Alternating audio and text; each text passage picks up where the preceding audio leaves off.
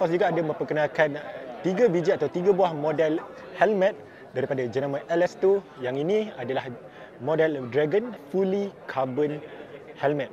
Bermakna ini adalah yang pertama di dunia yang mereka hasilkan karbon sepenuhnya full face helmet. Harga model ini bermula RM2,088 yang termurah di pasaran. Mereka terapkan untuk helmet ini terutama sekali maximum aerodynamic, UV scratch protection, resistant dengan ultralight, double D-ring dengan visor, dual visor, serta mereka diterapkan built-in compartment untuk kita pasang Bluetooth ataupun kita punya audio system di dalam helmet ini.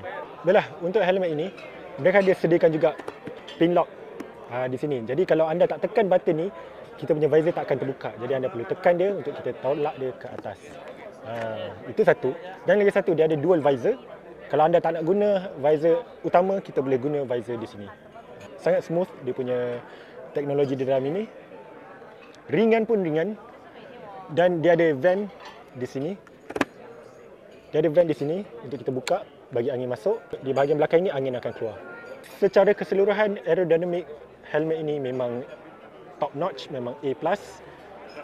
Sebab lagi satu dia menarik sebab dia fully carbon. Itu yang sangat menariklah bagi kami.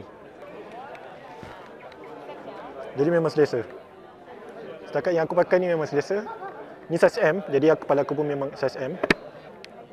Siapa yang tengah cari helmet raya tu boleh pertimbangkan model ini.